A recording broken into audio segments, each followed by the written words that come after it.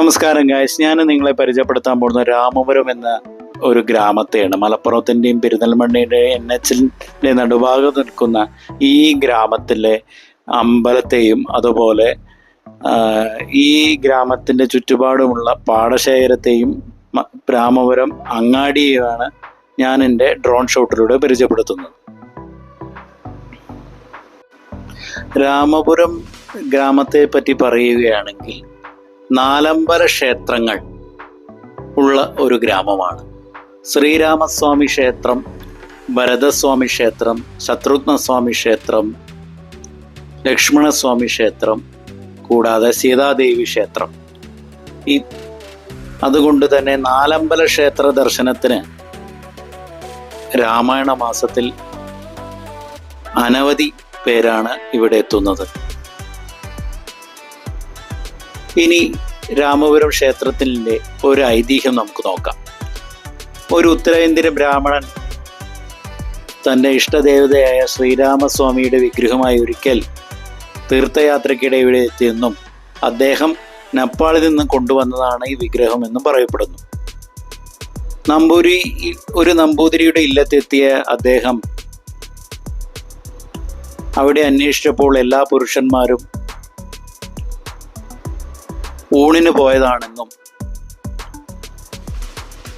അവിടെ അന്തർജനങ്ങൾ മാത്രമാണുള്ളതും എന്നറിഞ്ഞപ്പോൾ അവരുടെ കയ്യിൽ ഈ വിഗ്രഹം ഏൽപ്പിക്കുകയും നിവേദ്യം കൊടുക്കരുത് എന്ന് പറഞ്ഞ് അവിടെ വേറെയുള്ളൊരു അമ്പലത്തേക്ക് പോവുകയാണ് ഉണ്ടായത്. പക്ഷേ ചെറുപ്പക്കാരും കുർസിദ്രികളുമായ അന്തർജനങ്ങൾ പാൽപ്പായസം ഉണ്ടാക്കി വിഗ്രഹത്തിന് സമർപ്പിച്ചു. നമ്പൂതിരി തിരിച്ചു വന്നപ്പോൾ വിഗ്രഹം തറയിൽ ഉറച്ചു പോയതായി കണ്ടു. തൻ്റെ ഇഷ്ടദേവതയെ കൂടെ കൊണ്ടുപോകാൻ കഴിയാതെ മനം നൊന്ത് യാത്ര ചെയ്ത അദ്ദേഹം യാത്രമധ്യേ ഒരു കല്ലുപാലത്തിൽ നിന്ന് താഴേക്ക് വീണു മരിച്ചു. ഈ സ്ഥലത്ത് ആളുകൾ ഒരു ശ്രീരാമക്ഷേത്രം പറഞ്ഞു. ഒരു ഇഞ്ചിക്കാട് ആയിരുന്നു ഇവിടെ.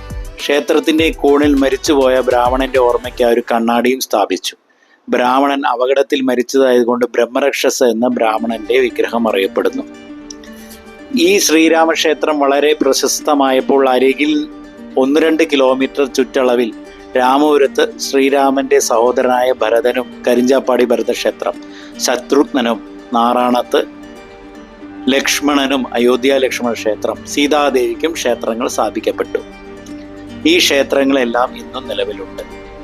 അതുപോലെ തന്നെ രാമപുരത്തെ ഹിന്ദു ഭവനങ്ങളിൽ ഒരു ആൺതരിയുടെ എങ്കിലും പേര് രാമൻ എന്നിടാറുണ്ട്.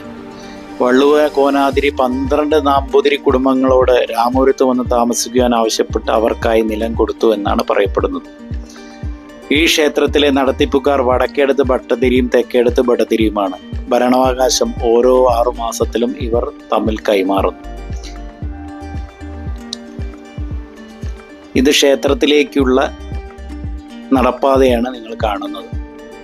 മലപ്പുറത്തു നിന്ന് 10 കിലോമീറ്ററും പെരിന്തൽമണ്ണയിൽ നിന്ന് 10 കിലോമീറ്ററും ബസ് യാത്ര ചെയ്താൽ ഇവിടെ എത്താം. വിവിധ പാടശേഖരങ്ങളാൽ പച്ചപ്പ് എപ്പോഴും ഇവിടെ ഉണ്ടാകും. ക്ഷേത്രത്തിൻ്റെ പാടശേഖരങ്ങൾ കഴിഞ്ഞ് NH 913 നിങ്ങൾ കണ്ടുകൊണ്ടിരിക്കുന്നത്.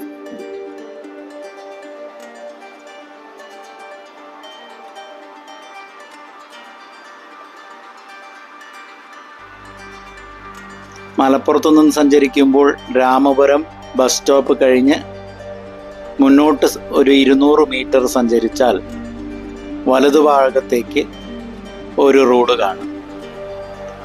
ഈ റോഡ് കോട്ടക്കൽ പെരിന്തൽമണ്ണ റോഡിനോട് ബന്ധിപ്പിച്ചിരിക്കുന്നു. കടുങ്ങുപുരം എന്നാണ് ആ സ്ഥലത്തിൻ്റെ പേര്.